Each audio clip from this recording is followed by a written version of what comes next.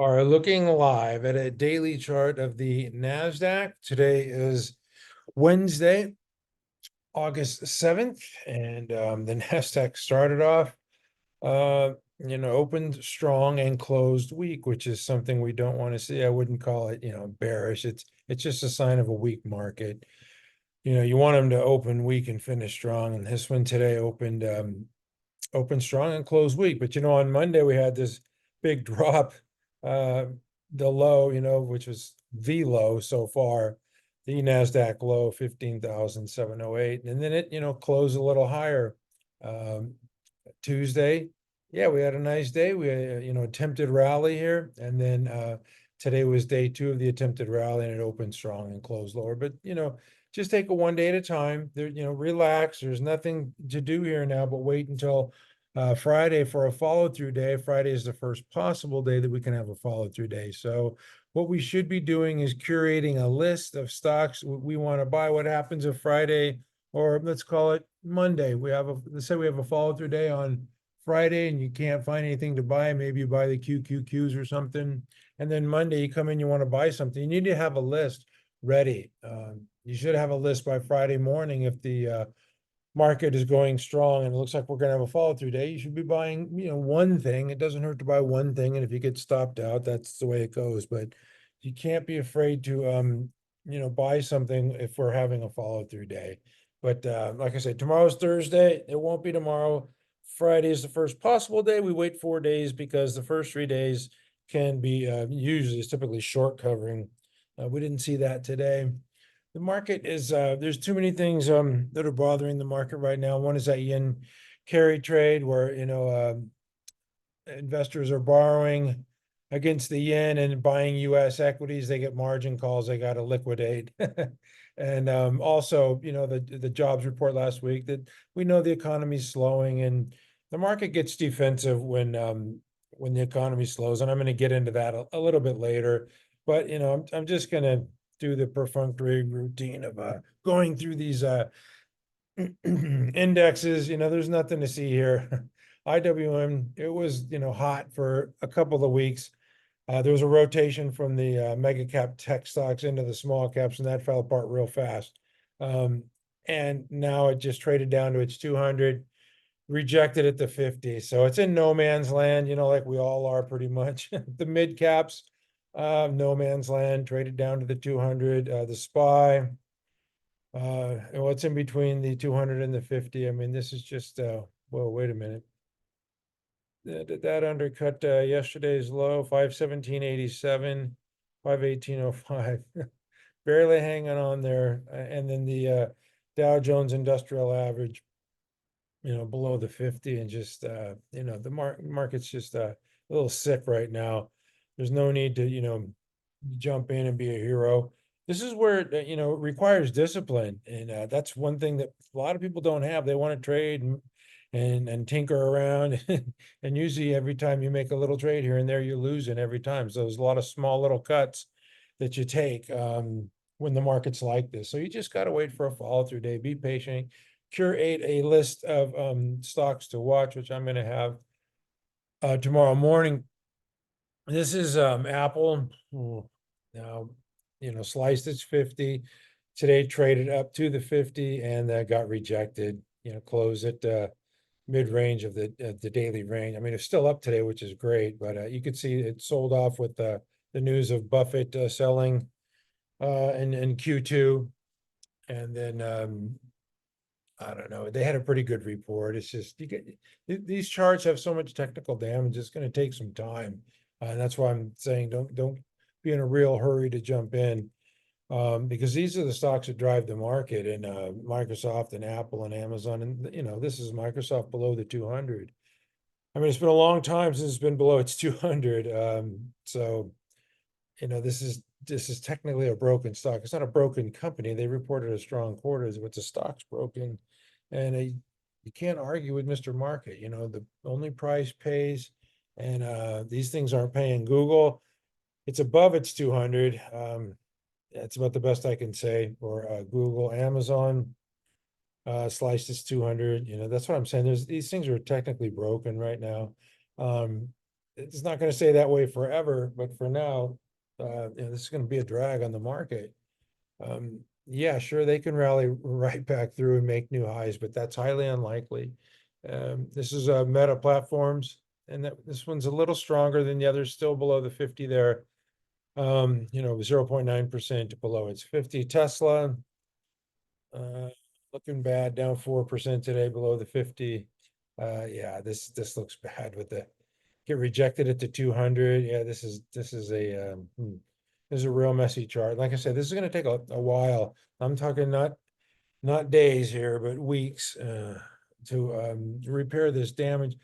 NVIDIA rejected at the 10 today. So as this makes lower lows and rejected at the moving averages, it's a broken stock. I mean, sure, they could report earnings on the 28th and blow it out and make new highs, but until something like that happens, this thing's going to be repairing. It doesn't look completely horrible. It's just it needs time to repair. SMCI reported last night. Triple digit sales growth, 78% earnings growth, but they got margin problems, and they're spending more to make less, and that's what competition does. And this is your classic stage 4 decline here for SMCI, and there's a lot of them here. And I don't want to get to the negative stuff because we can poke fun at a lot of these charts here. They're just damaged, AMD's damaged. It's just going to take time. That's all. But we'll find some strength, no doubt about it. I'm always trying to find strength. When I talk about curating a list of stocks that are they reported earnings and they're above their moving averages, and this one certainly could slide below its 50. It's just going sideways. They reported strong earnings, they're above the moving averages, but with the market weakness, it just can't go anywhere. But I would definitely put it on a watch list just to see if maybe when the market starts to act a little better, maybe this one could lead us higher. Intuitive Surgical, another one of these medical stocks, above moving averages, reported solid earnings. It's just the market weakness. I mean, it's flat while the Nasdaq's down. What was the Nasdaq down today? 1%. I forgot to tell you. I lost it. Down 171 points, 1.05%, and closed 7.7% below its 50. So yeah, it went from 8.9% to nearly 8% below, 16% correction, peak to trough. So it's just going to take some time, folks. You just have to be patient. These stocks are not going to start ripping for us right away. Guardian Health is another one that I would put on a watch list. I mean, they had strong earnings, and they reported earnings today. I got to look and see what happens. Oh well, it pulled back to its 50, and it's above its moving averages. So that's why I had it on my ready list for my medical devices stocks. The medical devices stocks have been pretty strong. So yeah, TMDX, ISRG, and GH are my three of the better ones in that group. Lantheus had a big move on news, and then it pulled back following its earnings report, and just pulled back to its 50, but below the 21 and the 10, and those are curling lower, so I don't like that one quite as much. All right, that's enough for that group. The software group reported strong earnings, hanging in there. That's about all you could say here. This is Spotify hanging in there. It's a tough tape for software. I could show you a ton of names like Datadog that are just sick. These are all sick. These software names, it's just horrible actions. No, that's Snowflake. So when I find something like Spotify, it stands out. It's a stronger stock. ZETA, Zeta Global Holdings, this is standing out. It's a software name just showing strength. Yeah, it was down 2% today, but last week was up. It's been up like the last 4 or 5 weeks. It's up 7.5%. Gives back 2 this week. So, it's still pretty strong, above moving averages. The moving averages are trending in the right direction. So that's the kind of stuff I'm looking for. Stocks that are holding up in this weak tape, and it has been weak. A 16% correction, and GoDaddy's just going flat. So it's flat this week, up 1%. So you got to identify or recognize the relative strength, because these could be, or are likely to be, the stocks that are going to be the leading stocks when the market pulls out of it, and it will. The Nasdaq will get in a power trend once again, but it's just going to take some time. All right, I'm going to move on to the hospital stocks, kind of a conservative play, slower moving, but they reported earnings, 60% earnings growth, tried to break out, but got pulled back, with the general market weakness. Found support at the 50 though, and is trading, above its moving averages right there. I mean, flat on a day where the Nasdaq's down 1% is okay. It's just showing relative strength. The other hospital stock that was doing well was HCA Healthcare. And yeah, this one's above its 10. So, I mean, I know it's nothing to write home about. That's not going, you're not going to double your money in a week or anything, but you just got to identify the strength. I know I sound like a broken record, but that's all I'm trying to do here. TGTX, this is a different kind of stock where it undercut the, really, if you look at the weekly here, this looks like your classic cup with handle. Yeah, 3 weeks of shakeout. That would shake out a lot of people, from 2312 down to 1790. I know that would shake me out below the 50, but this is what, is called the shakeout plus 10, where it shakes out below the moving average and then rises 10%. Actually, I think it was up 20% yesterday. Yeah, I get back 2 today or 3, but still, I mean, a very strong stock. It looks good, especially on the weekly chart. So, yeah, I mean, they were cash flow positive and, triple digit sales and earnings growth. So that's definitely one to keep an eye on. EXEL, I think they reported earnings today, I want to say. Anyway, nice gap higher. Obviously, that's a move not to be ignored. CSTL, they reported, I don't know, I forget now. Yesterday, I believe they had their, that kind of looks like TGTX, right? Where it undercuts the 50, then rallies through 13%. So that's your shakeout plus 10% move for CSTL. Had an inside day today. So this one looks, really strong, waiting for its moving averages to catch up. Yeah, up 7% today, tacking on yesterday's gains. That's a nice move. HRMY, this is one that I used to trade back in the day, but I had this nice move, and then it's in this consolidation pattern inside day today, above its moving averages. So yeah, I kind of like that. I mean, up 3.5% this week. You see that nice consolidation there. So that's another one that you kind of want to write down and keep track of. AZN, I think I have this one on my ready list. I'm pretty sure this one's still consolidating in a base, finding support at the 50. So, above the moving averages is showing strength in this week tape. SUPN, another one that I used to trade. Boy, this one must have been up on news, huh? 24%, solid sales and earnings growth. So a nice move here above moving averages. So that is definitely a move not to be ignored. So the drug stocks here, that just showed you a lot of drug stocks there showing strength and looking pretty darn good.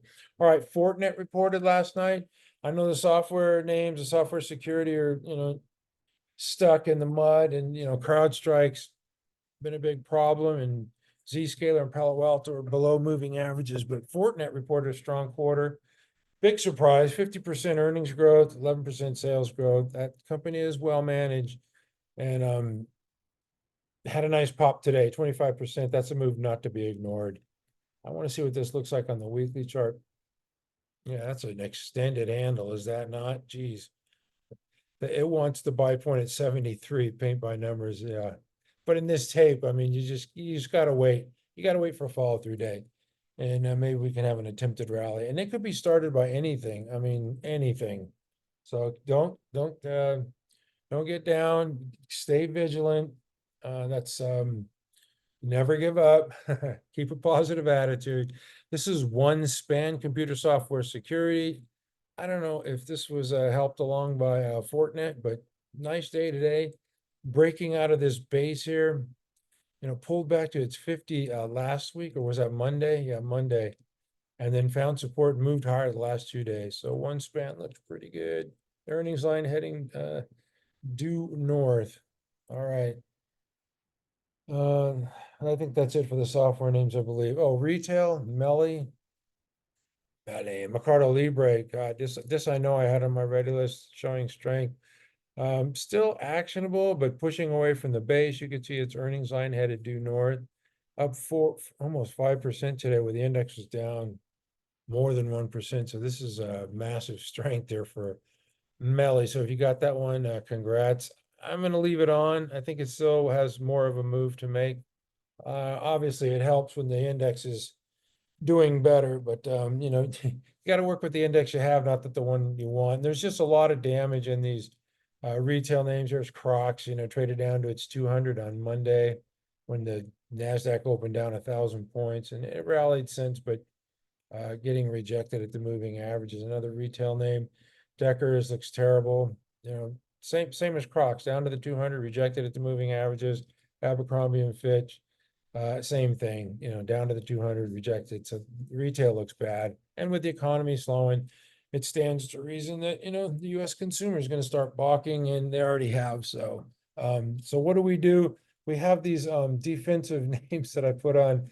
I don't really like these. I'm just, you know, showing stocks that are set up in bases. And this is a slower moving stock, KDP, Keurig Dr. Pepper.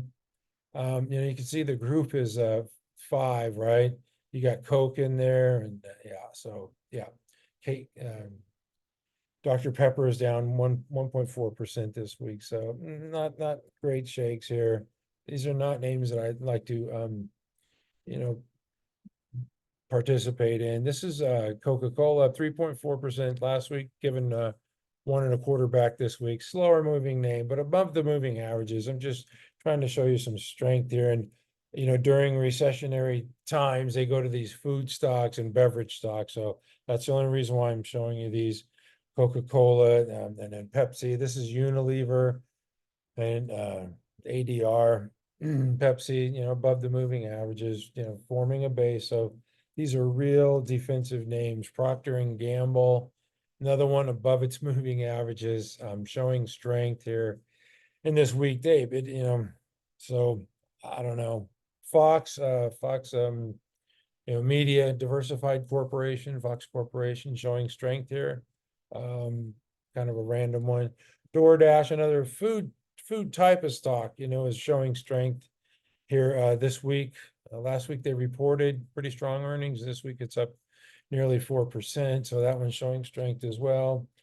LTH, this is your Lifetime Group. This is Leisure Service, not Lifetime Fitness. They have these higher end fitness and wellness centers. And you know, they're showing strength, they're showing growth. So I'm just pointing this out here. There's a lot of stuff that is doing well, you know, despite the index. It's just hard to buy them because a lot of them are extended, like this one, bouncing off its 50, and you know, nice nearly 10% move there. That's LRN stride. And then some of the insurance names, you know, this one's breaking out. Had this one on our ready list as well, as up 4% today. It's just random, you know, some are doing well, some of them are not. But you can see that base there, the breakout, the earnings line trading higher. Management owns 36% of the stock, and that's a problem. I'm going to get to that in a minute. And then the last one is AJG Gallagher insurance stock that's, you know, trending higher above its moving averages. Already broke out though, so it's just doing the Kelly Slater thing. It does not care about the indexes. So anyway, that's it for me. I'll have a group of stocks to watch in the morning. Probably not going to do anything. Just observe the action and wait for Friday for a follow through day. And that's just you know, time to do some homework. Definitely trimmed, you know, a lot of stocks, barely even in the market now. So that's the way it goes. Your system should force you out, and your system also should allow you to, you know, employ some discipline. So you're not just jumping in and out at everything. You know, you got to wait for the follow through day, buy stocks near their base, and you know, have a sound strategy and not just jumping all over the place. And so anyway. I lie. I have not one more thing. I'm not going. I have one more thing. I have Robinhood reporting this afternoon. And if you look under the hood here, it's up 3%. Nice move for Robinhood. I didn't see the report, but I've been really super busy today. APP reported, another software name, I believe. Yeah, they were up more than 3%. So that's two, one in crypto and one in software that, looks pretty good for, who knows what'll happen tomorrow. But HROW, this is a biotech stock. I think they just reported earnings. I don't think there was a phase 3 trial or anything, but it's up nearly 40%. So yeah, we'll take that. It's going to bounce off its 50 simple moving average tomorrow, big time. So kind of like what it did back here. Yeah, nice 34% move. So this is a serial gapper. That's a nice base there. This is not a base. So we'll see what happens with that one. And the last one is Dutch Bros reporting tonight. Great quarter. Yeah, beat and raise, they beat on revenues and earnings pretty solidly, and then guided higher. But the problem with this stock is it's down 22% after hours. It's got a gap here at you can see this gap, the high is 32.94, so it's going to fill that one tomorrow. And then another one down here at 28.50, so it'll probably take that out tomorrow. And slice its 200, so that's too bad. The problem is that they, the management owns 25% of the business, and they sold some shares from A shares, B shares to A shares, and there's probably going to be more selling in this. That's just kind of the business model, the way it's set up. It's just some growing pains with Bros. I think, the franchisees are really happy and they're making money. I know one that, he's doing well, but, it's kind of a longer term play. But management, you got to get that number down. When you see management owning a lot of a stock, they can dump it at any time. And that's what you're seeing with Dutch Bros. Palantir has 6. So you look for that. And you also look for companies that are owned by like George Kurz. He's original CEO of CrowdStrike, and management only owns 1%. So they're not going to be dumping a lot of shares on you. So it's definitely something to watch. And that's what's happening with Dutch Bros tonight. Novo Nordisk, 0. They reported a pretty strong quarter. Earnings growth wasn't up to snuff. But they did say, the government's been after Novo Nordisk, and they've been lowering prices, right? So that's going to, it's going to hurt their earnings, right? And they're trying to get their Catalent deal done, and they can't sit here and show boffo earnings, and not lower prices. So they're showing that they're lowering prices and it's hurting them. They're going to meet with Bernie Sanders committee this quarter, and I'm sure they'll resolve something. They'll it's a quid pro quo. They'll give him something so Bernie can, show off that he did something for a drug for people. And then they will probably get their Catalent deal done in the back half of 2024. Then they can ramp their manufacturing. But they're getting into heart disease. And I don't think the people are saying, oh, the weight loss trade's over. I don't think so. It's just there's a lot of shenanigans going on. I don't think there's any problem with them selling. I mean, they're selling everything they make. They just are not making as much.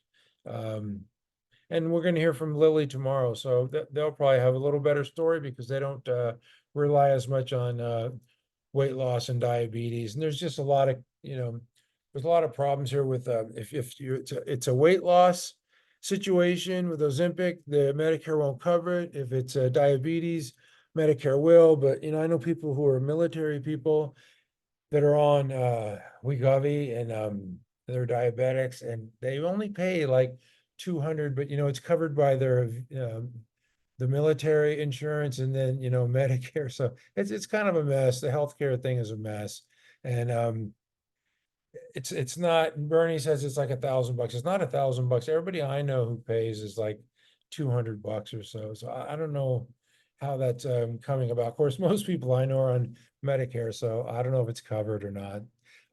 But anyway, that was kind of a disappointing earnings. They did lower guidance for Q3, and then they raised full year guidance. So, there's gonna be some turbulence in between. And Wall Street, they just, sell now and ask questions later. So this is gonna be in the timeout, the penalty box for a quarter. So, down by the 200, another broken chart. Anyway, that's it for me. So Lily reports tomorrow morning. We'll see what happens. I'll have a little short report tomorrow. We're traveling again, and at mcstockcharts.com. We never give up. Thank you for watching.